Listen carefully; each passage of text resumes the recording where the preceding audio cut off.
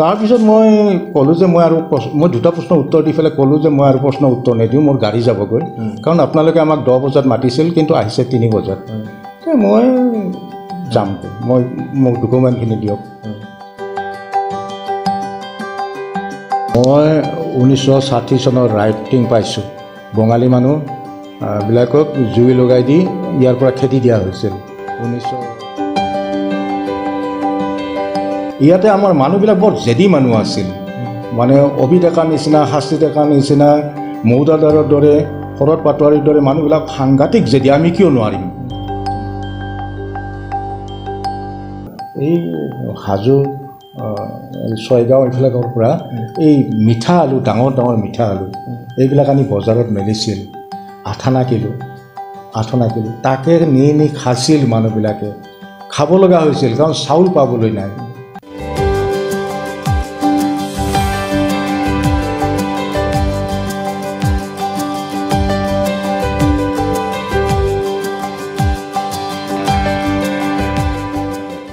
নমস্কাৰ, news express অসমৰ বিশেষ অনুষ্ঠান বিশ্লেষণলৈ আমি আপোনালোকক স্বাগতম জনাইছোঁ। অৰেতুৰ জীৱন শিক্ষকতাৰ সৈতে জড়িত থকা বেতনা হাইস্কুলৰ অৱসৰপ্ৰাপ্ত প্ৰধান শিক্ষক অমীন্দ্ৰ নাথ ছাৰ আজি আমাৰ বিশ্লেষণৰ অতিথি, আৰু শিক্ষকতাৰ লগতে সমাজ গঠন আৰু ছাত্ৰ সমাজক আগুৱাই নিয়াৰ ক্ষেত্ৰত, সমাজক পথ প্ৰদৰ্শন কৰাৰ ক্ষেত্ৰত ছাৰৰ যথেষ্ট ভূমিকা আছে। আৰু আমি আজি বিশ্লেষণত আজি এই অনুষ্ঠানৰ মজিয়াত কিছু কথা ছাৰৰ সৈতে পাতিব বিচাৰিছোঁ। পুনতে আমি আপোনাৰ অলপ শৈশৱৰ বিষয়ে জানিব বিচাৰিছোঁ, আপোনাৰ জন্ম, আপোনাৰ পিতৃ মাতৃ, শিক্ষা। হয়, মই বৰপঞ্চাত গাঁৱত জন্মিছোঁ। আচলতে মোৰ জন্ম 1947 চনৰ 22 ডিচেম্বৰত। মোৰ মা পিতা নাই এতিয়া, হেৰাল। ভাই আমি 6জন, ভনী 6জনী, মই 2 নম্বৰ সন্তান। ইমানখিনি আছিল আমাৰ পৰিয়াল। আপোনাৰ পঢ়া শুনা ক'ত কৰিছিলে? হয়, মই প্ৰাথমিক বিদ্যালয় পঢ়িছোঁ 143 নম্বৰ ৰংমহল নিম্ন বুনিয়াদী বিদ্যালয়ত। সেই স্কুল পাছ কৰি মই বেতনা MV স্কুলত পঢ়িছিলোঁ 1958 চনত, আৰু 1960 চনত বেতনা MV পাছ কৰি আহি পুনৰ গোৰেশ্বৰ হাইস্কুলত, তেতিয়া হাইস্কুল গোৰেশ্বৰ হাইস্কুলত 1961 চনত মই ক্লাছ 5ত নাম লগাইছোঁ, আৰু 64 চনত মই ক্লাছ 10ত, 67 চনৰ HSLC পৰীক্ষা দি পাছ কৰি মই কটন কলেজত গ'লোঁ। কটনৰ পৰা প্ৰি ইউনিভাৰ্চিটি পাছ কৰি মই ৰঙিয়া কলেজৰ পৰা ডিগ্ৰী ল'লোঁ 1971 চনত। শিক্ষা জীৱনটো মোৰ তেনেকুৱাই।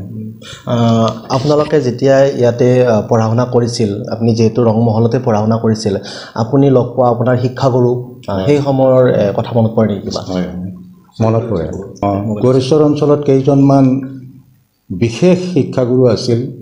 যিসকলক সকলোৱে পণ্ডিত বুলি আখ্যা দিছিল। কৈছে সেই সময়ত LP স্কুলৰ শিক্ষকবিলাকক পণ্ডিত বুলিয়ে কৈছিল, কিন্তু এখেতসকল আচলতে বৰ নমস্য ব্যক্তি আছিল। আমাৰ স্কুলৰ শিক্ষক বলৰাম ডেকা, ঠিক তেনেকুৱাকৈ গোৰেশ্বৰ টাউন LPত, তেতিয়া টাউন LP বুলি নকয়, গোৰেশ্বৰ প্ৰাথমিক বিদ্যালয় লক্ষী শৰ্মা, আৰু বেঙেনাহাটীৰ তনু মজুমদাৰ, বাৰু ৰাংপুৰ LP স্কুলৰ মোহন ৰাজবংশী, এইবিলাক নমস্য শিক্ষক আছিল।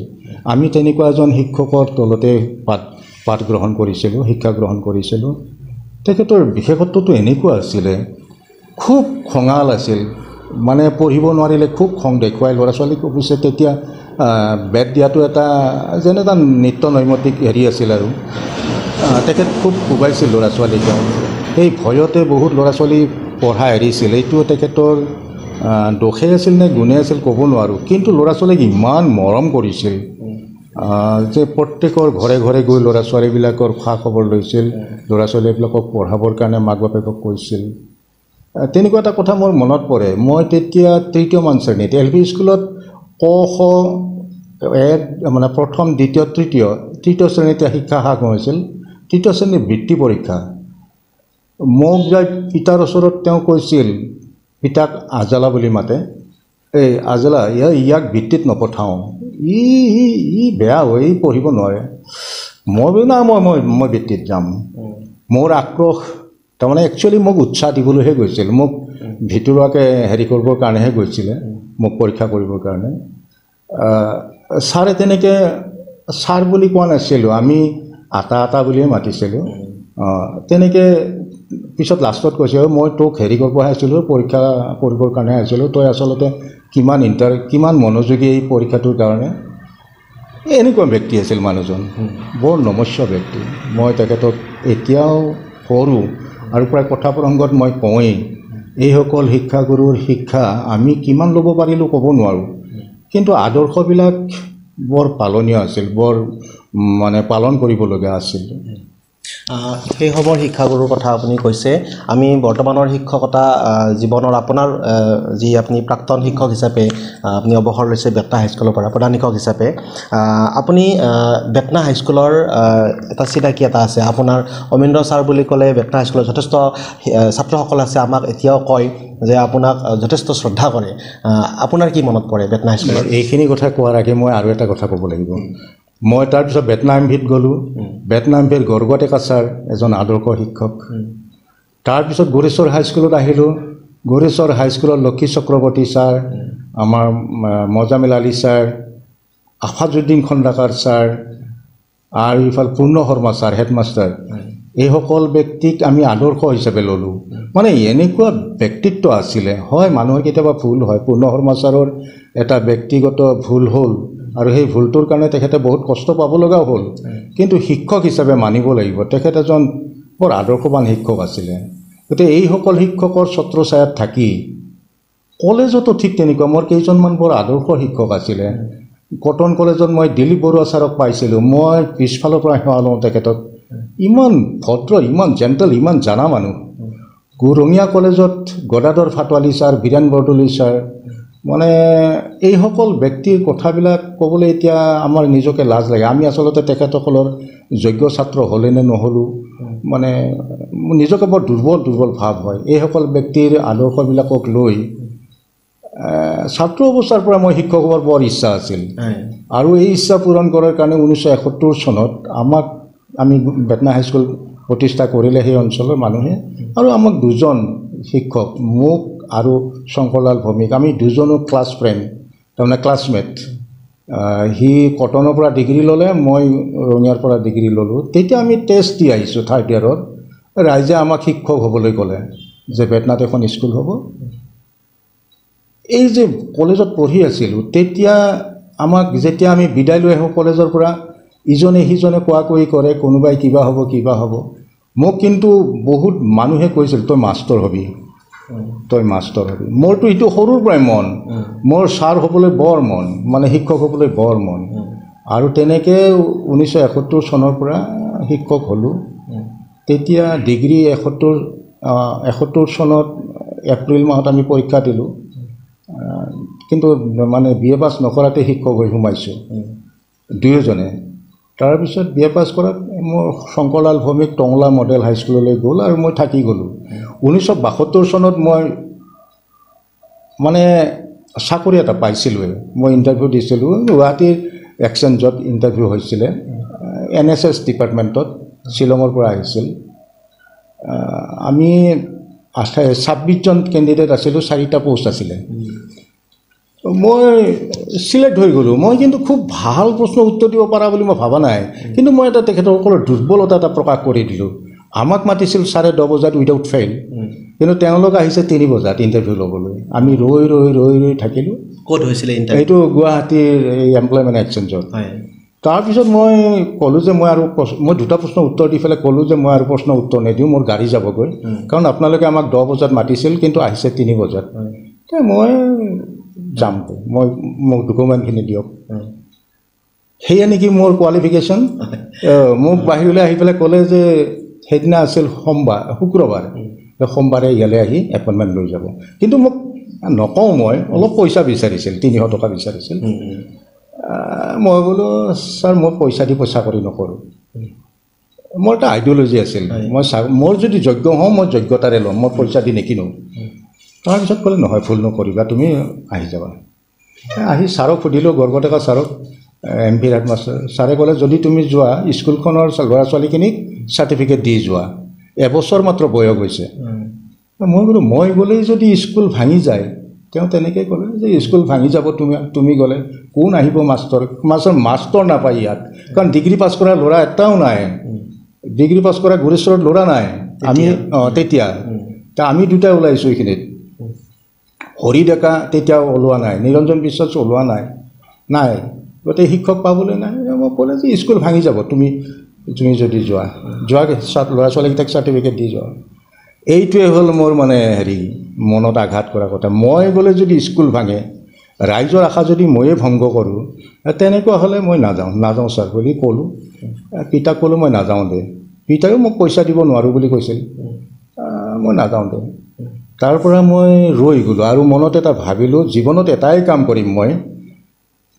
মই স্কুলখনকেই কৰিম স্কুলখনকেই পাতিম সেইকাৰণে মই নিজৰ স্বাৰ্থৰ কথা বাদ দি বহুত কষ্ট কৰি 13 বছৰ মই বিনা বেতন মানে আমি এডক পালোঁ এই 50 টকা 100 টকা এনেকৈ লৈ 84 চনত প্ৰভিঞ্চিয়েলাইজড হ'ল কিন্তু যথেষ্ট কষ্ট পালোঁ কিন্তু এই কষ্টৰ বিনিময়ত এনেকুৱা এটা পাইছিলোঁ অঞ্চলৰ ল'ৰা ছোৱালীবিলাকে আমাক ইমান আঁকোৱালি ল'লে যে আমি গুৰেশ্বৰ অঞ্চলৰ পৰা বহুত ছাত্ৰ ছাত্ৰী আমি পাইছিলোঁ আমি চিট দিব নোৱাৰা অৱস্থা হৈছিলোঁ মানে আমি ভাবিছিলোঁ আমি অলপমান ছাকচেছ হৈছোঁ মোৰ লগত আৰু কেইজনমান শিক্ষক আছিল যিসকলে বহুত কষ্ট কৰিছিল চিল্কীজাৰৰ শৰৎ ডেকা প্ৰয়াত শৰৎ ডেকা পানীন্দ্ৰ ডেকাও কিছুদিন কাম কৰিছিল তাৰপিছত এছিষ্টেণ্ট ষ্টেচন মাষ্টাৰ হৈ গুচি গ'ল তাৰপিছত লয়ন বৰা বুলি এজনক মাতি আনিছিল স্কুল পাতিবৰ কাৰণে দৰঙৰ পৰা 72 চনত তাৰপিছত আৰু এনেকৈ এই আহে এই যায় নাথাকে পইচা নাপালে কিয় থাকিব তাৰপিছত আৰু 1976 চনত মই 75-76 চনত বিটি পঢ়িব গ'লোঁ 77 চনৰ পৰা অলপ থিতাপি লাগিল শিক্ষকবিলাকো থাকিল তাৰমানে আমি 79ত ৰিকগনাইজ পালোঁ তেতিয়া অলপ মেক্সিমাম গ্ৰেণ্ড এটা আছিল 1500 টকা সেই 15 টকা পোৱাত আমি 200-250 এনেকৈ আমি ভগাই ল'ব পৰা হ'লোঁ আৰু এইখিনি লৈ আমি 84 চনলৈকে 71 চনৰ পৰা 83 চনলৈকে আমি এনেকুৱা খুব কষ্ট কৰিলোঁ যিটো আচলতে খুব আনন্দৰ যিখিনি সময় এই আনন্দৰ সময়খিনি আমি কষ্টত কটাব লগা হ'ল যি নহওক কিন্তু ফল পাইছে মই বেতনা হাইস্কুলৰ আৰু কেইবাটাও দিশ আছে বেতনা হাইস্কুলৰ ইতিমধ্যে সোণালী জয়ন্তীও পাৰ হৈ গৈছে তাত উপস্থিত থাকি আপুনি যথেষ্ট আপুনি কথাখিনি কৈছিলে আপুনি আৰু কি কথা মনত পৰে ভাল লগা কিবা আপোনাৰ খুব ভাল লগা কথা স্মৃতি ভাল লগা স্মৃতি মোৰতো বেয়া লগা স্মৃতি নায়েই দেখোন কাৰণ মই এনেকুৱা এটা নাপালোঁ যে মোক কোনোবাই পিছফালৰ পৰা কিবা সমালোচনা কৰিব এনেকুৱা মই নাপালোঁ গতিকে মোৰতো এতিয়া ক'ব লাগিব মই 1971 চনৰ পৰা 2010 চনলৈকে এই যি মই শিক্ষকতাখিনি কৰিলোঁ একচুৱেলি মই শ্ৰদ্ধা মৰম ভক্তি এইখিনিয়ে পালোঁ মই ভগৱানক কেতিয়াবা ভাবোঁ ভগৱান মই ইমানৰ মানুহ হয়নে বাৰু মই কেতিয়াবা নিজকে প্ৰশ্ন কৰোঁ মই ইমানৰ মানুহ হয়নে মোক ইমান মৰম কৰে মই এতিয়াও ইমান মৰম কৰে মোৰ ছাত্ৰ সমাজখনে যিসকল বাচি আছে বা যিসকল মোক লগ পায় তেওঁলোকে কেতিয়াবা মোক ফোন কৰে গতিকে মোৰ তেনেকুৱাকৈ নাই কিন্তু মোক কেতিয়াবা মই অপবাদৰ সন্মুখীন মই অকাৰণতে হোৱা কথা আছে মানে এবাৰ ধুমুহাত ঘৰ ভাঙিল ঘৰটো ভাঙি গ'ল ধুমুহাত হ'ল আৰু মোক অলপমান কৈছিল যে মানে দুজনমান তেওঁ শিক্ষকে আছিল যে মানে মই যেন খুব গাত লাগি কাম কৰা নাই মই যেন পইচাখিনি যথাযথ খৰচ কৰা নাই তো এনেকুৱা কিছুমান কথা শুনিছিলোঁ আৰু এজন ছাত্ৰৰ পৰা মই শুনিছিলোঁ তাক মই চাকৰি দিব নোৱাৰাৰ কাৰণে সি মোৰ ছাত্ৰ আছিলে অলপ কিবা কথা কাৰোবাৰ আগত হেনো কৈছিলে এইখিনিৰ বাহিৰে মই আৰু একো শুনা নাই গতিকে মই ক'ব লাগিলে সামগ্ৰিকভাৱে মোৰ গোটেই কামখিনি বৰ আনন্দমুখৰ আছিলে মই গোটেই জীৱনটো আনন্দৰ মাজেদি কটাইছোঁ অৱশ্যে কামত কষ্ট পাইছোঁ ঠিক আছে আমি আৰু কথা পাতিম আমি চমু বিৰতি এটা লৈ লৈছোঁ আমি পুনৰ ঘূৰি আহিম KM মটৰছৰ তৰফৰ পৰা আপোনালোকলৈ জনালো ইংৰাজী নৱবৰ্ষৰ হিয়া ভৰা শুভেচ্ছা লগতে ভোগালী বিহুৰ আন্তৰিক শুভকামনা আপোনাৰ দুচকীয়া বাহনখনৰ সপোন পূৰণ কৰিবলৈ আমি সাজু KM মটৰছ END চক গুৰেশ্বৰ ভিডিঅ'ৰ জৰিয়তে সপোন পূৰণ কৰক আপোনাৰ দুচকীয়া বাহনখনৰ নতুন মডেলৰ বাইক স্কুটিৰ বাবে আহক আমাৰ এছ'চিয়েট ডিলাৰ শ্বৰুমলৈ আমাৰ সুবিধাসমূহ স্পট ফাইনেন্স আৰু এক্সচেঞ্জ ল' ডাউন পে'মেণ্ট কম ইণ্টাৰেষ্টত বাহন লোৱাৰ সুবিধা ছাৰ্ভিচিং আৰু সঠিক মূল্যত স্পেয়াৰ পাৰ্টছ আজি আহক আপোনাৰ দুচকীয়া বাহনখনৰ বাবে KM মটৰ্ছ END চক গুৰেশ্বৰলৈ আমাৰ যোগাযোগ নম্বৰ 99540-53813 69003-77177 আৰু 91272-89318 আজি আহক আপোনাৰ দুচকীয়া বাহনখনৰ বাবে KM মটৰ্ছ END চক গুৰেশ্বৰলৈ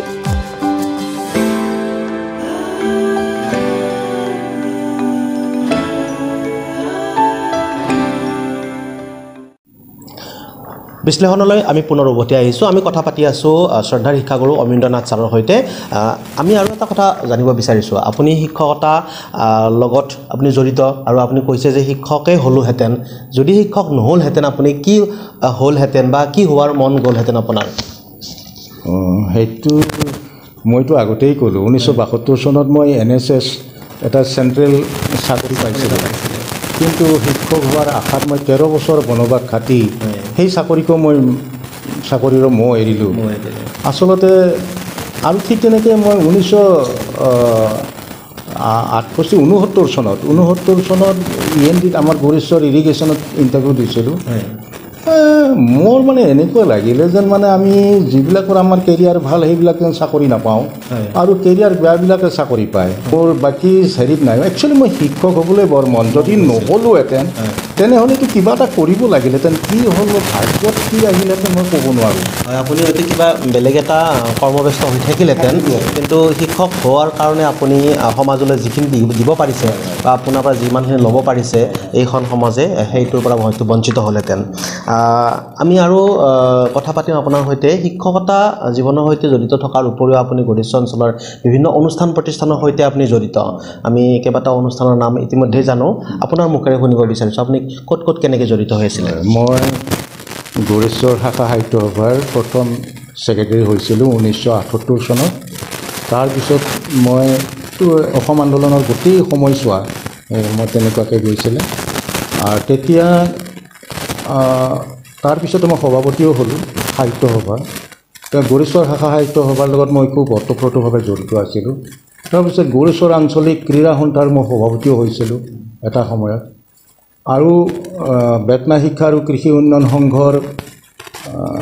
হেৰিত মই 78ৰ পৰা মই জড়িত হৈ থাকি মানে বিভিন্ন পদত আহি মই 2010 চনৰ ডিচেম্বৰ মাহত মই সভাপতি আসনত আছিলোঁ আৰু তেনেকৈ মই 8 বছৰ কাল আছিলোঁ আৰু গুৰেশ্বৰ কলেজ প্ৰতিষ্ঠাৰ সময়তো মই কলেজখনৰ লগত যথেষ্ট জড়িত আছিলোঁ কষ্টও কৰিছিলোঁ আৰু তেতিয়া প্ৰিন্সিপাল শৰৎ পাটোৱাৰী আমাৰ বন্ধু হৰি ডেকা প্ৰয়াত হৰি ডেকা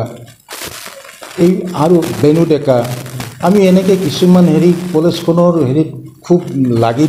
যুঁজি দিছিলোঁ আৰু প্ৰিন্সিপালৰ সহায়ত বা যিকোনো যি কামতে আমাক নিদিয়ক আমি তেনেকৈ সহায় কৰিছিলোঁ অৱশ্যে তেতিয়া আমাৰ বয়স খুব কম আছিল কলেজ যেতিয়া প্ৰতিষ্ঠা হয় 1974ত তেতিয়া মোৰ বয়স আছিল 26 বছৰ চাৰ্টিফিকেট বয়স 26 বছৰ আছিল আমি ইমান ভাল পাইছিলোঁ জানো আমি ইমান কষ্ট কৰি পঢ়িব লগা হৈছিল এইখিনিত এটা কথা মই ক'ব লাগিব মোৰ গোটেই শিক্ষা জীৱনটো মোৰ বৰ দুখত গৈছে বহুত কষ্টত গৈছে তাৰ মোৰ আৰ্থিক অৱস্থা খুব বেয়া আছিল 1964 চনৰ পৰা মানে ইমান কষ্ট খৰি বেছি গুৰেশ্বৰ হাইস্কুলত পঢ়োঁতে খৰি বেছি মাচুল দিছিলোঁ তেতিয়া খৰি বেচিব আনিলে 4 অনা তেতিয়া 8 অনা 4 অনা এনেকুৱা দিন আছিলে 1 অনা 2 অনা 4 অনা 8 অনা এনেকুৱা খুব ডাঙৰকৈ আনিলে 8 অনা পাওঁ এনেকুৱা খুব কষ্ট এই এন্দুৰৰ গাঁতৰ ধান খান্দি ধান উলিয়াই বেছি কাপোৰ লৈছিলোঁ ঠাণ্ডাৰ কাপোৰ মানে কষ্ট আছিলে তথাপিও কিন্তু মানে পঢ়িব লাগিব তেতিয়াতো গাঁৱত আৰু মেট্ৰিকুলেট নাই মানে কাৰো ওচৰত এটা কথা শিকিবলৈ গাঁৱত শিক্ষক নাই, গতিকে নিজে কষ্ট কৰিব লাগে। আৰু টিউশ্যন ব্যৱস্থাটো নাছিলে, স্কুলত ছাৰে যি শিকায় সেইখিনিতে মন দিব লাগে। মোৰ কেইটামান প্ৰিয় ছাবজেক্ট আছিল, গণিত আৰু সংস্কৃত। মই ইংৰাজীত বৰ দুৰ্বল আছিলোঁ। গণিত আৰু সংস্কৃত মোৰ ইমান প্ৰিয় ছাবজেক্ট আছিল। শাস্ত্ৰী ছাৰে মোক ইমান মৰম কৰিছিল, আৰু গণিত শিক্ষক মজমুল ছাৰে। কিন্তু মোৰ কিতাপ নাছিল, নোট নাছিল। তেতিয়া নোট পাবলৈ নাই। ক্লাছ 10ত এখন ছাজেশ্যন ওলায়, সেই ছাজেশ্যনখন মেট্ৰিক কেণ্ডিডেটবিলাকে লয়, আৰু বেলেগে নোট পাবলৈ নাই, গোটেই নোটৰো ব্যৱস্থা নাই। সেইকাৰণে মেট্ৰিক পাছ কৰাটো খুব টান আছিল। আৰু ক্লাছ 7ৰ পৰা ক্লাছ 10লৈকে গোটেই কৰ্চটোত মেট্ৰিকত প্ৰশ্ন আহিছিল। গতিকে 4 বছৰৰ আগৰ প্ৰশ্ন যেতিয়া আহে পৰীক্ষা দিবলৈ টান, গতিকে হেৰি থাকিব লাগে। কলেজত পঢ়িলোঁ, কটনত পঢ়োঁতে বৰ চখত গ'লোঁ, কিন্তু নহ'ল। এটা পাইজামা, এটা পাঞ্জাবী, এখন ধুতি আৰু এটা ফুল চাৰ্টেই আছিল মোৰ পোচাক। প্ৰথম দিনা যেতিয়া মই ক্লাছত সোমাওঁ, অলপ কওঁ কথাখিনি কওঁ, ক্লাছত সোমাওঁ, বুকুত ভয় লাগি আছে। সেইদিনা মোৰ এটা খদ্দৰৰ পাঞ্জাবী আৰু খদ্দৰৰ ধুতি এখন পিন্ধি গৈছোঁ। মোৰ মতে সেয়া ভাল কাপোৰ, কিন্তু হয় ধুতি পিন্ধা ল'ৰা 2জনমান আছে, কিন্তু খদ্দৰৰ কাপোৰ পিন্ধা মানুহ নাই। মোক ঠিক ৰুমৰ ভিতৰতে মঙলদৈৰ ল'ৰাজন আছিল, মোৰ ফজলুল কৰিম এইজনে নে বেলেগ আছিল, মোৰ মনত নাই। তেওঁ যে নমস্কাৰ গান্ধী বাবা, মোক দুৱাৰমুখতে প্ৰথম দিনাই সেইটো সম্ভাষণ। মই ভাবিলোঁ ৰেগিং কৰিলে নে মোক আচলতে হেৰি কৰিলে, ঠাট্টা কৰিছে বুলি ভাবিছে। কিন্তু মই ভাবিলোঁ মোকতো বেয়া কথাটো কোৱা নাই,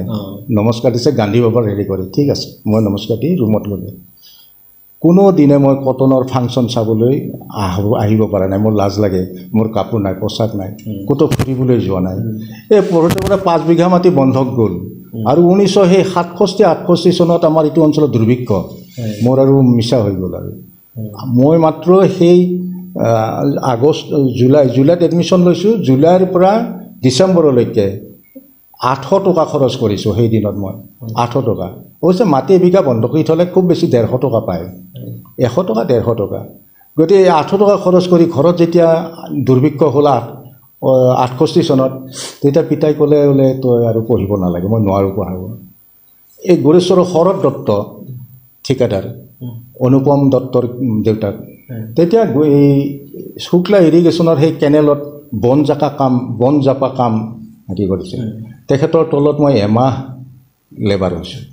ইউনিভাৰ্চিটি দি আহিলোঁ। তাৰপিছত ডিগ্ৰীত এডমিশ্যন ল'লোঁ মনে মনে, স্কলাৰশ্বিপৰ টকা পাইছিলোঁ 400 টকা। এই 400 টকাৰ 200 টকা পিতাক দি 200 টকা মই লুকাই থৈছিলোঁ। তাৰে সেই 200 টকাই দি মই ৰঙিয়া কলেজত এডমিশ্যন লৈ ঘৰ ভাড়াৰ এডভান্স দি চৰু হাৰি কিনি মনে মনে, পিতাই ক'ব নোৱাৰাকৈ মনে মনে মানে ঠিক কৰি থৈ আহি পিতাক ক'লোঁ মই ৰঙিয়াত পঢ়িম। অৰ্থাৎ আপুনি আৰ্থিক অভাৱৰ কাৰণে কটনৰ পৰা আহি কটনত নোৱাৰিলোঁ নহয়, মই পাছ কৰিলোঁ যদিও মই তেনেকৈ খুব ভাল ৰিজাল্ট কৰিব নোৱাৰোঁ, য'ত কিতাপেই নাই। মই এইবিলাক কথা ক'বলৈ মোৰ অলপ বেয়া লাগে, কিন্তু মোৰ দুখত হৈছে। তাৰপিছত যেতিয়া ডিগ্ৰী পঢ়িলোঁ, মই ডিগ্ৰীত কিতাপ কিনিব পইচা নাই। মোক গাছবাৰীৰ এজন ল'ৰা, দেহিৰাম বড়ো বুলি ল'ৰা এজন আমাৰ খুব আত্মীয় নিচিনা আছিলে, খুব আত্মীয়। সি RMSত পিয়ন চাকৰি কৰিছিল। তাৰপিছত চাকৰিটো দিবলৈ ইণ্টাৰভিউ দিবলৈ যাওঁতে আমাৰ পিতাৰ পৰা 15 টকা পইচা নিছিল, আৰু সিও দুখীয়া ল'ৰা। এই 15 টকাৰ বিনিময়ত সি চাকৰি পাই ৰঙিয়াত মোক লগ ধৰি পেলাই মোক গোটেই ফাৰ্ষ্ট ইয়াৰৰ কিতাপখিনি সি মোক কিনি দিছিল। আৰু সেইখিনি কিতাপকে লৈ এখন কিতাপ, সেইখিনি কিতাপকে লৈ মই পাৰ্ট 1 দিছিলোঁ। অৱশ্যে পলিটিকেল ছায়েন্সৰ 2nd পেপাৰৰ মোৰ কিতাপেই নাছিল। 5টা প্ৰশ্ন লোৱা আছিল বেলেগৰ পৰা, আৰু ক্লাছত যিবিলাক ছাৰে শিকায় তাৰে পইণ্টবিলাক যে নোট কৰিছিলোঁ, সেইবিলাককে পঢ়ি গৈ মই পৰীক্ষা দিছিলোঁ, আৰু মই পাছ কৰিছিলোঁ। এনেকুৱাকৈ মই এক দুৰ্বিষহ জীৱন গৈছে মোৰ পঢ়া অৱস্থাটো বৰ কষ্টত পাৰ হৈছে। যেতিয়া 1978-79 চনৰ মানৰ পৰা আমাৰ অলপ ঘূৰি আহিছে, লাহে লাহে ঘূৰি আহিছে। খেতি বাতি আমি গোটেইবিলাকে মন দিলোঁ, গতিকে আমি অলপ ভালৰ ফালে আহিলোঁ। কিছুকাল আমি বৰ কষ্টত গৈছিলোঁ। আপোনাৰ শিক্ষকতা জীৱনৰ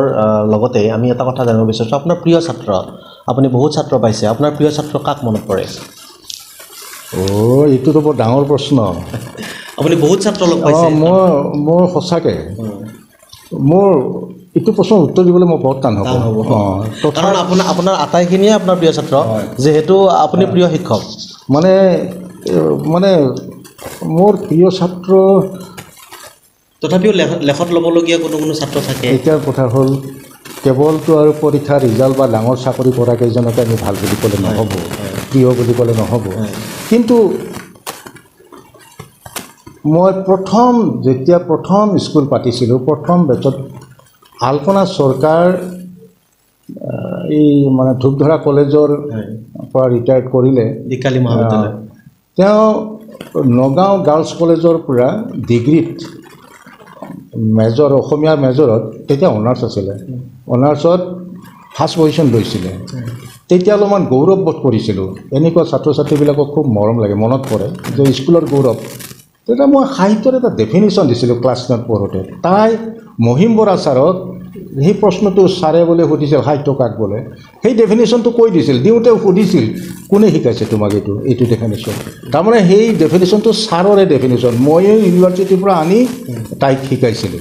আৰু সেইটো কথা তেখেতৰ আগতে কৈছিল মোক লগ পাবৰ কাৰণে তেখেতে বিচাৰিছিল মই কিন্তু অলপ লাজুক আছিলোঁ মই নিজক পৰিচয় দিবৰ কাৰণে বৰ টান পাওঁ গতিকে ছাৰৰ তাত নগ'লোঁ মই তেনেকুৱা ছাত্ৰ ছাত্ৰীবিলাক মোৰ প্ৰিয় অৱশ্যে মই নক'লোঁনে মই অপ্ৰিয় বুলি ক'বলৈ কোনো নাই আচলতে মোৰ ছাত্ৰ আমি আৰু কথা পাতিম ছাৰৰ সৈতে বৰ্তমানৰ যি শিক্ষা ব্যৱস্থা চলি আছে আপোনালোকে এটা পৰ্যায় পাৰ কৰিলে বৰ্তমান যি শিক্ষা ব্যৱস্থা চলি আছে আধুনিক বৰ্তমানৰ দিনত আপোনালোকে যি সময়ত পাইছিলে কি পাৰ্থক্য দেখা পাইছে বা কি বুলি ক'ব মই এইখিনিত এটা কথা ক'ব লাগিব শিক্ষক হোৱা সহজ কথা নহয় শিক্ষক হ'বলৈ বৰ টান আৰু মই এইটো কথা কওঁ শিক্ষক জন্মে আচলতে এই যে মনৰ যিটো ভাৱটো মই শিক্ষক হ'ম বুলি এইটো শিক্ষক জন্মে তাক তৈয়াৰ কৰিব নোৱাৰি কিন্তু জন্মৰ পৰা লৈ অহা গুণখিনি বহল কৰিব পাৰি ভাল কৰিব পাৰি শিক্ষক হ'বলৈ মইতো ক'লোৱে আচলতে শিক্ষকেই যিদিনা ৰুমত সোমাই যিদিনা শিক্ষক হ'ম বুলি শ্ৰেণীত সোমাই সেইদিনাই কেইটামান কথাত সেইজন ব্যক্তিয়ে চিন্তা কৰিব লাগে আচলতে প্ৰথম কথা হ'ল ত্যাগ কৰিবলৈ সাজু হ'ব লাগে নিজৰ কথা যিটো সেলফিশনেছ এইটো মানে ভাবিব নালাগে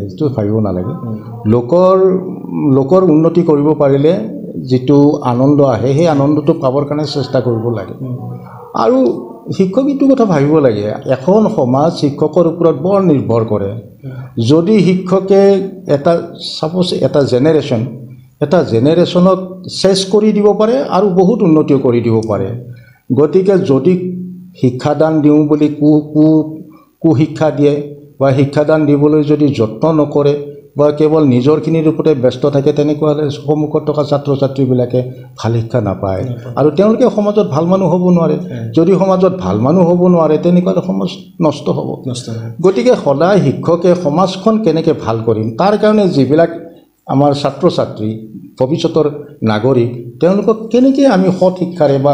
সৎ চৰিত্ৰবান কৰি তুলিব পাৰিম কৰ্মৰ যিটো মানে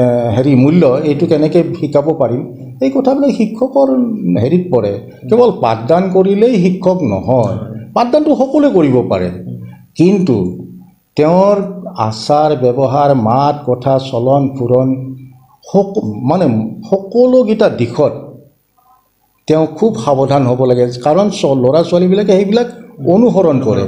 কিন্তু আমি দেখোঁ আজিকালি কিছুমান শিক্ষক যেন স্কুলৰ পৰা আহিলে আৰু ভাবিব লগা একো নাই কিন্তু তেওঁলোকৰ ভুল এইটোৱে তেওঁলোকে ভাবিব নোৱাৰে যে ছাত্ৰ ছাত্ৰীবিলাকে বা সমাজে তেওঁলোকক পিছফালৰ পৰা হ'লেও চাই আছে ক'ত কি বেয়াটো দেখা পাইছে তেওঁ সমাজখনে মানে দেখা পাইছে এইটো কথা তেওঁলোকে গম নাপায় তেওঁলোকে ভাবে আৰু মানে শিকাইছোঁ স্কুলত শিকাইছোঁ সেয়া স্কুলত শিকোৱাখিনিয়ে শিক্ষকতাৰ মূল নহয় শিক্ষকতা যথেষ্ট নহয় হয় শিক্ষক ছাত্ৰৰ যি মধুৰ সম্পৰ্ক শিক্ষক ছাত্ৰৰ সম্পৰ্কৰ কথা আমি বহুত উদাহৰণ দিব পাৰোঁ সেই সম্পৰ্ক এতিয়াও অটুট আছে বুলি ভাবেনে আপুনি সম্পূৰ্ণ নাই বুলি ক'লে ভুল হ'ব আছে যিজন প্ৰকৃততে শিক্ষক এতিয়াও আছে মই এটা কথা ক'ব খোজোঁ এই যিবিলাক টেটত যিসকল শিক্ষক এপইণ্টেড হৈছে মই চৰকাৰক প্ৰশংসা কৰি কথাটো কোৱা নাই মই কথাটো ক'ব পাৰোঁ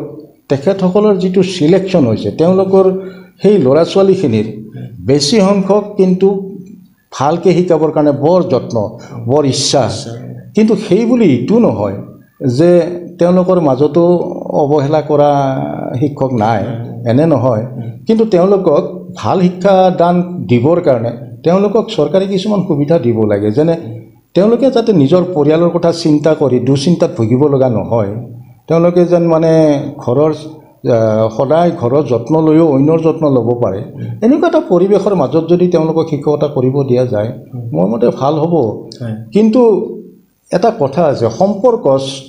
ছাত্ৰ আৰু শিক্ষকৰ সম্পৰ্কত বহুতখিনি কিন্তু এতিয়া পৃথক হৈছে কাৰণ আগৰ দৰে আত্মীয়তা এতিয়া দেখিবলৈ পোৱা নাই ইয়াৰ মূল কাৰণটো মই ভাবোঁ যে বৰ্তমান কেৱল নম্বৰ ভিত্তিক শিক্ষা ব্যৱস্থাটো হৈছে সেইটো কৰাৰ কাৰণে যেনে তেনে নম্বৰ পাব লাগে ইটো কৰিব যাওঁতে শিক্ষকবিলাকৰ আৰু ছাত্ৰবিলাকৰ মাজত বহুখিনি হেৰি হৈছে অৱশ্যে সামাজিক পৰিৱেশো কিন্তু এই ক্ষেত্ৰত অলপ দায়ী সামাজিক পৰিৱেশ বুলি কওঁতে এতিয়া প্ৰাইভেট স্কুলবিলাক হৈছে প্ৰাইভেট স্কুলবিলাকৰ মাক বাপেকবিলাকে ল'ৰা ছোৱালীবিলাকক দিছে আৰু কৈছে যে নম্বৰ পাব লাগিব পৰীক্ষাত ভাল ৰিজাল্ট হ'ব লাগিব কিন্তু যিখন সমাজত তেওঁলোক আছে সেই সমাজখনৰ প্ৰত্যেকজন ব্যক্তিৰ লগত যিটো মধুৰ সম্পৰ্ক ৰাখিব লাগে সেই শিক্ষাটো ল'বৰ কাৰণে কিন্তু ল'ৰা ছোৱালীবিলাকক মাক বাপেকেও নিশিকায় শিক্ষকেতো নিশিকায়েই ল'ৰা ছোৱালীবিলাকেও নিশিকায় আৰু আগতে আমি এনেকৈ পাইছিলোঁ আগৰ স্কুল কলেজবিলাকত এটা ছ'চিয়েল ৱৰ্ক আছিল মানে আমি ছাৰসকলৰ আণ্ডাৰত থাকি কোনো সামাজিক কামত আমি নিজক নিয়োজিত কৰিব লাগে আজিকালি তেনেকুৱাবিলাক নাই সমাজ সেৱাৰ মনোভাৱ নাই সমাজ সেৱাৰ মনোভাৱ নাই কাৰণে মানে সমাজৰ লগত যিটো এটা সম্পৰ্ক ত্যাগৰ যিটো সম্পৰ্ক মানে সমাজৰ কিবা এটা কৰাৰ যিটো সম্পৰ্ক এইটো সম্পৰ্ক নহয় দায়িত্ব এইটো অলপ কমিছে আৰু শিক্ষকবিলাকেও এই ক্ষেত্ৰত আগভাগ ল'বলৈ এৰিছে কাৰণ ইয়াৰ বহুতো কাৰণ আছে এই কাৰণবিলাক আৰু এতিয়া ক'ব নোৱাৰি তেনেকৈ বেতনা শিক্ষা আৰু কৃষি উন্নয়ন সংঘ ছাৰ এটা জড়িত এটা অনুষ্ঠান ওতঃপ্ৰোতভাৱে জড়িত এই অনুষ্ঠানটোৱে আচলতে এই সংঘটোৱে আধুনিক গঢ়েশ্বৰখন ৰচনা কৰাত যথেষ্ট অৰিহণা আছে সেইসকল পুৰোধা ব্যক্তিৰ এটা অৰিহণা আছে আপুনি লগো পাইছে বহুকেইজনক কি ক'ব সংঘৰ কথা কি মনত পৰে আপোনাৰ সেয়া 1958 চনৰ 16 মাৰ্চৰ কথা মানে তাৰ আগে কেইজনমান ব্যক্তি গঢ়েশ্বৰ বজাৰখন তেতিয়া অহা নাই সেই থানাৰ ওচৰত সেই পুৰণা বজাৰ বুলি কয় তাতে আছিলে এই কেইজনমান ব্যক্তি লগ লাগি তাৰ পৰা বজাৰখন ইয়ালৈ আনিছিলে এই ঠাইলৈকে আনিছিলে আনি সেই বজাৰখনৰ পৰা হোৱা ইনকামখিনি কেনেকৈ খৰচ কৰা হ'ব সেইটোক লৈ এই সংঘৰ প্ৰতিষ্ঠা হৈছিল সেই মৌজাদাৰৰ ঘৰত মৌজাদাৰ ধীৰেন্দ্ৰ চন্দ্ৰ চৌধুৰী তেওঁলোকৰ ঘৰত আলোচনা কৰিছিল অঞ্চলৰ কেইজনমান ব্যক্তি সেইসকলৰ ভিতৰত পুৰোধা ব্যক্তি আছিল নবীন চন্দ্ৰ ভাগৱতী আমাৰ শাস্ত্ৰীবাবু তেতিয়া নাছিলে আৰম্ভণিতে শাস্ত্ৰীৰাম ডেকা কিন্তু তাৰপিছত তেখেতো আহিছে মহেশ্বৰ ডেকা দলন দিয়াৰ সেইফালে ধৰণী মল্ল চৌধুৰী মুকুন্দপুৰৰ এইফালে অভি ডেকা ৰংমহলৰ বহুত ক'ব লাগিব নাম কামিনী ডেকা হাজলপাৰাৰ এইফালৰ কিছুমান মানুহৰ নাম মই জানা নাছিলোঁ তেনেকৈ সেইসকল পুৰোধা ব্যক্তিৰ অহোপুৰুষাৰ্থত এই সংঘত মানে বজাৰখন আহিল আৰু সংঘটো প্ৰতিষ্ঠা হ'ল পইচাখিনি এটা নিৰ্দিষ্ট কামত যাতে খৰচ কৰিব পাৰে সেই সময়ত আমাৰ মইতো কৈছোঁ 1971 চনলৈকে মানে BA পাছ কৰাত বহি থকা ল'ৰা পাবলৈ নাই আমাৰ ইয়াত গতিকে কেনেকুৱা আছিল শিক্ষা ব্যৱস্থা এই শিক্ষা ব্যৱস্থাৰ উন্নয়নৰ কাৰণে আৰু মানুহবিলাক সাধাৰণতে খেতিৰ ওপৰত নিৰ্ভৰশীল আছিলে গতিকে পানীৰ অভাৱত খেতিবিলাক নহৈছিল গতিকে কৃষিৰ উন্নয়ন আৰু শিক্ষাৰ উন্নয়নৰ কাৰণে খৰচ কৰা হওক বুলি তেওঁলোকে এই সংঘটো প্ৰতিষ্ঠা কৰি উপবিধি এখন তৈয়াৰ কৰিছিল তেতিয়াৰ পৰাই প্ৰথম তেওঁলোকে টকা খৰচ কৰিছিল গঢ়েশ্বৰ হাইস্কুলত মই জানামতে 1961 চনত মই যেতিয়া গঢ়েশ্বৰে হেৰিত নাম লগাওঁ তেতিয়া সেই হেৰিটো মানে হাইস্কুলৰ বিল্ডিংটো পুৰণা বিল্ডিং এতিয়াও আছে সেইটো তৈয়াৰ কৰা হৈছিলে মই 1957 চনত 1957 চনত যেতিয়া মই LP বৃত্তি দিব আহোঁ এই বৰ্তমান ছোৱালী হাইস্কুলত হাইস্কুল আছিলে তেতিয়া এই হাইস্কুলৰ বিল্ডিংটো বনাই থকা হৈছিল তেতিয়া বোলে ৭৫,০০০ টকা সংঘই এই 1958 চনৰ পিছত ৭৫,০০০ টকা দি পেলাই সেই ঘৰটো তৈয়াৰ কৰিছিল গতিকে প্ৰথম সেইটো তাৰ পিছত আৰু বিভিন্ন অনুষ্ঠান প্ৰতিষ্ঠানক স্কুলবিলাকক সহায় কৰিছিল গৰেশ্বৰ মহাবিদ্যালয়ৰ কথাটো আহে গৰেশ্বৰ মহাবিদ্যালয়টো আৰু 1974 চনত যেতিয়া সেইটো তাৰিখটো বৰ মনত নাই যিখন সাধাৰণ সভা হ'ল সেই সাধাৰণ সভাতে আমিও আছোঁ সাধাৰণ সভাত এটা প্ৰস্তাৱ হ'ল যে সংঘৰ যিমান ইনকাম হয় যেতিয়ালৈকে চৰকাৰীকৰণ নহয় কলেজখন তেতিয়ালৈকে 80% ইনকাম সংঘ কলেজক দিব লাগিব আৰু সংঘই বেলেগ কাম একো কৰিব নালাগে এইটো সৰ্বসাধাৰণ ৰাইজৰ মাজত হোৱা প্ৰস্তাৱ আৰু এই প্ৰস্তাৱটো সংঘই নতহিৰে মানি লৈছিল আৰু 1974 চনৰ পৰা 1981 চনলৈকে এই সম্পূৰ্ণ 7 বছৰ কাল যিমান খৰচ আছে এই খৰচখিনি সংঘই মানে হেৰি কৰিছিল বিয়াৰ কৰিছিল আৰু বিল্ডিংটো যিটো প্ৰথম মহলাৰ RCC বিল্ডিংটোৰ প্ৰথম মহলা আৰু প্ৰথম মহলা গ্ৰাউণ্ড মহলাটো অৰ্থাৎ আৰু ফাৰ্ষ্ট ফ্ল'ৰৰ এটা অংশ সংঘই তেতিয়া বনাই দিছিলে আৰু এইখিনি দৰমহাবিলাকো দিছিল তাৰমানে সমস্ত খৰচ দিছিলে আৰু গৰেশ্বৰ কলেজ যেতিয়া হাইস্কুল প্ৰথম কলেজ প্ৰতিষ্ঠা ক্লাছ আৰম্ভ কৰিছিল গৰেশ্বৰ হাইস্কুলত যেতিয়া জাগাৰ অভাৱ হ'ল তেতিয়া এই সংঘটো কাৰ্যালয় বেতনা শিক্ষা আৰু কৃষি উন্নয়ন সংঘৰ যিটো ভৱন এই ভৱনটোও ক্লাছ কৰিবৰ কাৰণে এৰি দিছিল ইমান ত্যাগ কৰিছিল এই কলেজখনৰ কাৰণে কাৰণ এটাই আছিল 1972 চনত বাহেতা চাৰিআলিত কলেজ স্থাপন হ'ল ইয়াতে আমাৰ মানুহবিলাক বৰ জেদি মানুহ আছিল মানে অভি ডেকাৰ নিচিনা শাস্তি ডেকাৰ নিচিনা মৌদাদাৰৰ দৰে শৰৎ পাটোৱাৰীৰ দৰে মানুহবিলাক সাংঘাতিক জেদি আমি কিয় নোৱাৰিম এই যেহেতু সংঘৰ টকা আছে গতিকে আমি পাৰিমেই এই মোৰ সাহসতে মানে কলেজ ষ্টাৰ্ট দিছিল তেতিয়া গৰেশ্বৰ কলেজত দ্বিজেন দাসৰ বাহিৰে MA পাছ কৰা কোনো নাই দ্বিজেন দাস আছিলে MSc বুটানীত গোটেই মানুহবিলাকৰ আছে আমাৰতো এজন শিক্ষক আছে MA পাছ কৰা এটা মানুহ আছে সেইটো পাৰবই আৰু দুটামান শিক্ষক আনিলে হৈ যাব তেনেকুৱা কথা দুজনমান বুলি সেইবিলাক শব্দ নাছিলে তেতিয়া কিন্তু তেওঁ যে এটা ছাবজেক্টে পঢ়াব পাৰে বুটানীয়ে সেই কথাও মানুহে জানা নাছিল আমাৰ জ্ঞানৰ আমাৰ শিক্ষা ব্যৱস্থা ইমান তলত আছিলে যি নহওক শিক্ষকবিলাক বিচাৰি আনি গৰেশ্বৰ কলেজ প্ৰতিষ্ঠা হ'ল এটা সময় কিন্তু সেই মানুহখিনিৰ শিক্ষাৰ প্ৰতি বহুত ধাউতি আছিল আৰু আমিও তেনেকৈ আমি কলেজত ঘৰত পানী দিয়া ভাতখিনি খাই আহি গৰেশ্বৰত ক্লাছ কৰিব পাৰে এতিয়া ল'ৰা এটাই বা ছোৱালী এজনীয়ে কিন্তু আমাৰ অৱস্থাটো কি হৈছিল আমি যদি গৰেশ্বৰত তেনেকুৱা এখন কলেজ পালোঁ হয় আমি কিমান মন দি পঢ়িব পাৰিলোঁ হয় তা আমাৰো তেনেকুৱা ভাৱ হয় আমাৰ নিচিনা যাতে বেলেগে দুখ নাপায় তেতিয়া মানুহৰ অৱস্থাবিলাকো বেয়া আছিল গতিকে পঢ়াটো দূৰত গৈ পঢ়িবলৈ সুবিধা নাছিল আমি যেতিয়া পঢ়িছিলোঁ গৰেশ্বৰ কলেজ যেতিয়া হোৱা নাছিল তেতিয়া ৰঙিয়া কলেজ হৈছে আমি যেতিয়া পঢ়িছিলোঁ ৰঙিয়া কলেজো নাই ৰঙিয়া কলেজ চলি আছে কিন্তু নতুন আৰু আমি গুৱাহাটীৰ কলেজ কেইখন Pragjyotish college Cotton college Bibarua college Arya Vidyapeeth college এই চাৰিখন কলেজ আৰু গুৱাহাটীত কলেজ নাই ইফালে মঙলদৈ ইফালে নলবাৰী টংলা কলেজখন পঢ়োতে হৈছিল নে নাই মই মনত নপৰে গোটেই ইমান দূৰে যাব লাগে মেচ কৰি থাকিব লাগে মেচ কৰি থাকি আৰু টকা পইচা খৰচ কৰিবলৈ মানুহৰ তেনেকৈ অভাৱে নাই একমাত্ৰ ইনকামৰ পথ খেতিও বতৰে বেয়া কৰে আৰু মানুহবিলাক সাধাৰণতে আধি বহুত মানুহৰ মাটি কম আছিল কিছুমান যিবিলাকৰ বেছি মাটি আছিল তেওঁলোকৰ আধি লৈ খেতি কৰি ল'ৰা ছোৱালী পঢ়োৱাটো সম্ভৱ নাছিল আজিৰ দৰে চাউলৰ উভৈনদী নাছিল মানে চাউল 1 কিলোৰ কাৰণে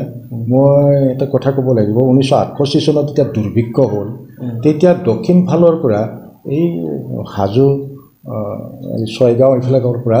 এই মিঠা আলু ডাঙৰ মিঠা আলু এইবিলাক আনি বজাৰত মেলিছিল 8 কিলো তাকে নি খাইছিল মানুহবিলাকে খাব লগা হৈছিল কাৰণ চাউল পাবলৈ নাই আৰু সেই 19 খেতি বাতি হোৱা নাছিল খেতি বাতি মই কৈছোঁ নহয় সেইবিলাক এনেকুৱা খৰাং বতৰ হৈছিল 1968 চনত আৰু আগতে মানুহে আহু আৰু শালি দুটা খেতি কৰিছিল আহু খেতিটো সাধাৰণতে গান্ধী পোকে নষ্ট কৰে তে শালি ৰুবৰ কাৰণে পানীৰ অভাৱ য'ত পানী আছে তাত খেতি হয় য'ত পানী নাই অলপমান খেতি নহয় আৰু মানুহবিলাকৰ মাটিবিলাক তেনেকৈ গৰু দি হাল বাই খেতি কৰে গৰু এহাল ভাল গৰু এহাল কিনি ল'বলৈ মানুহৰ অৱস্থা নাই যাৰ অৱস্থা আছে তাৰ ভালেই অৱস্থা কিমান চন বুলি কৈছে ছাৰ এয়া 1968 চন 1968 চনত মানুহ আমাৰ ইয়াত এক প্ৰকাৰ দুৰ্ভিক্ষ হৈছিল তেতিয়া চাউলৰ দাম 15 টকা পাল্লা হৈছিল মানুহে কামলা কৰি পইচা পায় 5 চিকি 3 টকা 5 চিকিৰ পৰা গৈ গৈ 3 টকা হৈছিলে কিন্তু এই 3 টকা পইচাই দি 15 টকা পাল্লা 5 কিলো চাউলৰ দাম 15 টকা তেনেকুৱা হ'লে পৰিয়ালটো পোহে কেনেকৈ তেতিয়া পৰিয়ালত ল'ৰা ছোৱালীৰ সংখ্যাও বেছি আছিল আজিৰ দৰে নহয় নিয়ন্ত্ৰিত নহয় গতিকে 1.5 কিলো 2 কিলো চাউল লাগে সেইখিনি চাউল এক ৰজত নিবৰ কাৰণে মানুহৰ অৱস্থা নাছিল এইবিলাক কথা যিসকল ভুক্তভোগী সকলোৱে পৰ্যন্ত যাব মোৰ বয়সৰ যিসকল আছে তেওঁলোকেও পাইছে এই শিক্ষাটো গতিকে সকলোৱে ক'ব গতিকে এনেকুৱা অৱস্থা এটা গোৰেশ্বৰত হৈছিল কিন্তু ক্ৰমে গোৰেশ্বৰ ভালৰ ফালে আহিলে আমি এই কথাটোৱে পাতিব বিচাৰিছোঁ গোৰেশ্বৰৰ যি সমাজ ব্যৱস্থাৰ কথাটো যদি আমি অলপ কিছু বছৰলৈকে যদি উভতি যাওঁ তেতিয়া গোৰেশ্বৰৰ বিভিন্ন জাতি জনগোষ্ঠী ইয়াতে সমন্বয় তেতিয়াও আছিল এতিয়াও আছে বুলি আমি ক'ব লাগিব কেনেকৈ পাইছিল গোৰেশ্বৰৰ সমাজখনক মই 1960 চনৰ ৰাইটিং পাইছোঁ বঙালী মানুহ বিলাকক জুই লগাই দি ইয়াৰ পৰা খেতি দিয়া হৈছিল 1960 চনত 1962 চনত মই চাইনা এগ্ৰিয়েশ্যন পাইছোঁ য'ত ইয়াৰ অঞ্চলৰ মানুহবিলাকে ভগনীয়াবিলাকক ইয়াতে খাদ্য দি ষ্টেচনত খাদ্য দি সেৱা কৰিছিলে মানে শুশ্ৰূষা কৰিছিলে তাৰপিছত 1972 চনৰ মই আন্দোলন পাইছোঁ ভাষা আন্দোলন য'ত মজামিল হকত মৰিছিল সেই পাইছোঁ তাৰপিছত 1983 চনৰ আন্দোলন মই দেখিলোঁ একেবাৰে সশৰীৰে দেখিলোঁ লাগিলোঁ নিজে এৰেষ্টো হ'লোঁ এইবিলাক দেখিলোঁ কিন্তু 1900 অসম আন্দোলনৰ আগলৈকে এই সময়ছোৱাত আমাৰ ইয়াতৰ কোনো এটা বিশেষ জনগোষ্ঠীৰ প্ৰাধান্য থকা জনগোষ্ঠী নাছিল অৱশ্যে শৰণীয়া বুলি যিটো জনগোষ্ঠী আছে তেওঁলোকৰ কিন্তু বেছিভাগে এই সমাজ নেতৃত্ব দিয়াত আগভাগ লৈছিল তাৰ লগত বেলেগ জনগোষ্ঠীও আছে কিন্তু এই জনগোষ্ঠীটোৰ বিশেষ কিছু ব্যক্তি অলপ বেছিকৈ আগবাঢ়ি ওলাই আহিছিল কাৰোবাৰ কথা মনত পৰে নাম তেনেকৈ অভিডেকা এজন ত্যাগী পুৰুষ তেওঁ শিক্ষা দীক্ষা খুব কম আছিল কিন্তু মই কৈছোঁ মানে নিজৰ কথা নাভাবাকৈ কেৱল সমাজৰ কথাই ভাবিলে ইফালে শাস্তি ডেকা আছিলে শাস্তি ডেকাই এবাৰ আমাক কৈছিল আমাকে তেতিয়া বজাৰত সংঘই ডাকে এদিন বজাৰ শেষ হোৱাৰ পিছত এতিয়া সংঘত বহি পেলাই কৈছিল মোৰ নাম আৰু হৰিৰ নাম আমাৰ দুটাক নাম কাঢ়ি পেলাই কৈছিল মোৰ কি ভুল হ'ল জীৱনত মোক যে মোৰ ল'ৰাইও নামানে মোৰ ক'ত কি ভুল হ'ল এতিয়া তেখেতৰ ভুলটো আমি কৈছিলোঁ আপুনি ঘৰখনত সময়ে নিদিলে কেৱল সমাজ কৰি দৌৰি ফুৰিলে গতিকে আপুনি ঘৰখনৰ ল'ৰা ছোৱালীৰ লগত সময় দিব নোৱাৰাৰ কাৰণে সিহঁতে আপুনি যে তেওঁলোকৰ একো নকৰিলে এই কথাটো অনুভৱ কৰে গতিকে ইয়াতেই ভুল হ'ল আপোনাৰ হয় এই কথাটো মোৰ হ'ল ঠিক তেনেকুৱা নবীন ভাগৱতী এজন ত্যাগ সেইজন এজন ব্যক্তি আছিল এইফালে মাতাবালি কুটুবালি মহেশ্বৰ ডেকা দলং দিয়া এইবিলাক ব্যক্তি সমাজ বুলি ক'লে দৌৰি আহিছিল মানে নিজৰ কাম পেলাই এইসকল ব্যক্তিৰ নাম ল'ব লাগিব 1992 চনত গোৰেশ্বৰত অসম সাহিত্য সভাৰ 58 সংখ্যক অধিৱেশন হ'ল তাত আপুনি জড়িত আছিল যথেষ্ট কাম কৰিছিল কি মনত পৰে আপোনাৰ এইটো ভাল অভিজ্ঞতা ইমান ফূৰ্তি আছিল 1900 কোন চন আছিল পাঠশালা অধিৱেশন পাঠশালা আমি বিপুৰা অধিৱেশনতো আমি গৈ আহ্বান দিছিলোঁ তেতিয়া মই ছেক্ৰেটাৰী আছিলোঁ পাঠশালা অধিৱেশনৰ সময়তো ময়ো আছিলোঁ ছেক্ৰেটাৰী আছিলোঁ যেতিয়া আহ্বান দিওঁ অৱশ্যে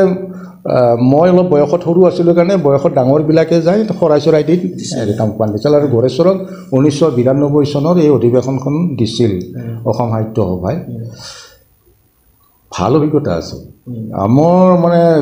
কালেকশ্যন কৰাত মানে মানুহবিলাকে ইমান ওতপ্ৰোতভাৱে হাঁহি তামচাৰ গোটেইবিলাক ওলাই গৈছিল যে মানে সম্পূৰ্ণ সহযোগ আছিল আৰু মই দায়িত্ব পাইছিলোঁ কৰ্ণধাৰ সমিতিৰ এজন সদস্য হিচাপে আৰু দায়িত্ব দিছিলে মোক গ্ৰন্থমেলা আৰু প্ৰদৰ্শনী আৰু গ্ৰন্থমেলাৰ যুটীয়া সম্পাদক হিচাপে মই মোৰ দায়িত্বখিনি খুব সুচাৰুৰূপে পালন কৰিছিলোঁ কাৰণ মোৰ লগত আৰু যিজন ছেক্ৰেটাৰী আছিলে হীৰেণ দাস গৌৰেশ্বৰ হায়াৰ ছেকেণ্ডেৰী ইংৰাজী মাছ টিচাৰ আছিলে তেখেতে একদম সহযোগ কৰা নাছিলে তেখেত হেৰাল তেখেত ঢুকাল কিন্তু তেখেতে একদম মানে মূৰামূৰি সময়তহে গৈ পেলাই মানে যশস্যা লৈছিলগৈ কষ্টখিনি মোৰ সভাপতি ভৱেশ শৰ্মা আৰু মই অলপ বেছি কষ্ট কৰিব লগা হৈছিলে এই সাহিত্যসভাৰ অধিৱেশনখনত এক্সিবিশ্যন আৰু বুক ফেয়াৰ এইখিনি পৰিচালনা কৰাৰ কাৰণে বিভিন্ন জাতি জনগোষ্ঠীৰ মানুহ তাতে জড়িত হৈছে বিভিন্ন জনগোষ্ঠীৰ মানে তেতিয়া 1992 চন বাবৰি মছজিদ ধ্বংস হৈছে বাবৰি মছজিদ 1991-92 চনত ধ্বংস হৈছিল নৰসিংহৰাওবাৰী তেতিয়া অসমত কংগ্ৰেছ চৰকাৰ নকুল দাস আছিলে PWD মিনিষ্টাৰ আমাৰ গৌৰেশ্বৰ ৰাস্তাটোক হেৰি দিছিল ইয়াত যিমানবিলাক জনগোষ্ঠী আছিল অৱশ্যে এনেই চবেই আছে জড়িত টকা পইচা দি সহায় কৰাত হেৰিত কিন্তু শাৰীৰিকভাৱে সকলো জনগোষ্ঠী সমানে লগা নাছিলে কিন্তু এনেই আৰ্থিকভাৱে হওক মানসিকভাৱে হওক সকলোৱে সহায় কৰিছিল সহযোগ কৰিছিল এক সমন্বয় আছিল আমাৰ কিন্তু এই বাবৰি মছজিদ ধ্বংস সেই সময়ত আমাৰ যিখিনি আশে পাশে অলপ মুছলিম সমাজখন আছিলে তেওঁলোকৰ অলপ মনত দুখ আছিল মনত দুখ লৈ তেওঁলোকে এৰিছিল কিন্তু সহায় কৰিছে যথেষ্ট গৌৰেশ্বৰৰ আৰু আপুনি গোটেইখিনি কথাই আপোনাৰ অৱগত হয় বৰ্তমান আপুনি গৌৰেশ্বৰৰ সমাজ বা গৌৰেশ্বৰৰ নতুন প্ৰজন্মক আপুনি কি ক'ব চব আমি খুব কম সময়ৰ কাৰণে জীৱনটো লৈ আহিছোঁ অলপ কম সময়ৰ কাৰণে গতিকে আমাৰ জীৱনকালত যি কৰা যায় ভালখিনি কৰিব পাৰিলে ভাল গতিকে যিখিনি ভালে সমাজখনক আৰু ভাল কৰি নিয়ে সমাজ গঢ়াত বা সমাজ উন্নত কৰাত আমাৰ প্ৰত্যেকৰে দায়িত্ব আছে গতিকে আমি যি কামেই নকৰোঁ সকলোখিনি কাম যাতে সমাজৰ মংগলৰ কাৰণে হয় এই কথাটো আমাৰ ডেকাচাম নহয় মই ছাত্ৰ সমাজকো ক'ব খোজোঁ আৰু আমি যিসকল এতিয়া জীয়াই আছোঁ নমৰালৈকে এই আটাইবিলাককে মই ক'ব খোজোঁ সমাজ নহ'লে আমি জীয়াই থাকিব নোৱাৰোঁ কাৰণ সমাজতহে আমাৰ পৰিচয়বিলাক গতিকে আমি জীৱনটোত কি পালোঁ কি নাপালোঁ চব হিচাপ নিকাচ কৰে সমাজে মই মৰি যোৱাৰ পিছত মই কি আছিলোঁ এইটো মোৰ সমাজে হিচাপ কৰিব তাৰ বাহিৰেতো একো নাই এই পৃথিৱীত খাই লৈ মৰি যোৱাটোতো জীৱন নহয় এটা ডাঙৰ ঘৰত থকাটোৱে জীৱন নহয় কিন্তু এটা ডাঙৰ কাম কৰি সমাজক বা মই যি কাম কৰিছোঁ সেইটো সমাজক যদি মংগল কৰে এইটোৱে ডাঙৰ কাম আৰু এইখিনি হ'বৰ কাৰণে যত্ন কৰিব লাগে আমাৰ প্ৰত্যেকজন ব্যক্তি ডেকা চাম বুলিয়ে নহয় ছাত্ৰ সমাজো এইবিলাক নৈতিক জ্ঞান ল'ব লাগে নহ'লে আমি মৰাৰ পিছত আমাৰ চিন কি থাকিব আমি কি থৈ যাম দে এনেকুৱা থৈ যাব লাগে যাতে বোলে ই এটা মানুহ আছিল আজিও আমি যেনেকৈ কওঁ হৰিচৰণ ডেকাৰ কথা কওঁ ই বেলেগ আছিলে ই আমাৰ এনেকুৱা নিচিনা ইয়াৰ দৰে পৰিশ্ৰমী মানুহ ইয়াৰ দৰে নৈতিকতা মানি চলা মানুহ পাবলৈ কম আছিল এনেকুৱা আমি যেন প্ৰত্যেককে ক'ব পাৰোঁ শাস্তি ডেকাৰ নিচিনা ইমান কষ্ট কৰা মানুহ অভি ডেকাৰ নিচিনা ইমান ত্যাগী মানুহ এইবিলাক যেনেকুৱা আদৰ্শ আমাৰ জীৱনবিলাকো ঠিক তেনেকৈ হয় অৱশ্যে এইটো ঠিক আমি সকলোৰে যে প্ৰশংসা পাম এইটো নহয় কিন্তু হিচাপ মৰাৰ পিছত আমি ইয়াৰ পৰা ঢুকাই যোৱাৰ পিছত হিচাপ কৰে সমাজে আৰু সেই পাব লগাখিনি যদিও ডাইৰেক্ট দিব পৰা বস্তু নহয় নিজৰ বংশলৈকেও সেই পাব লগাখিনি যায় ইনডাইৰেক্টলি যায় গম নোপোৱাকৈ যায় গতিকে মানুহ ভালৰ ঘৰত ভালেই হ'ব ভাল ব্যক্তি থাকিলে সমাজ ভালেই হ'ব আৰু ভাল কৰ্মৰ ফল বংশলৈকেও যায় তাৰ ফলটো ভগৱানে দিয়ে আমি ইমান সময় কথা পাতি আছিলোঁ শ্ৰদ্ধাৰ শিক্ষাগুৰু বেতনা হাইস্কুলৰ অৱসৰপ্ৰাপ্ত প্ৰধান শিক্ষক অমীন্দ্ৰ নাথ ছাৰৰ সৈতে আমি ছাৰৰ পৰাই আৰু পৰৱৰ্তী সময়ত এনেধৰণৰ কথা আমি নিশ্চয় জানিম আৰু ইমানখিনি সময় আপুনি দিয়াৰ কাৰণে আপোনাক ধন্যবাদ জ্ঞাপন কৰিছোঁ আৰু আপোনাৰ সুস্বাস্থ্য আৰু দীৰ্ঘায়ু আমি কামনা কৰিছোঁ আৰু গৌৰেশ্বৰৰ সমাজৰ কাৰণে আপুনি আৰু কাম কৰি যাওক আপুনি যি সমাজ আছে সেই সমাজখনক পথ প্ৰদৰ্শন কৰিব আমি তাকে কামনা কৰিছোঁ ধন্যবাদ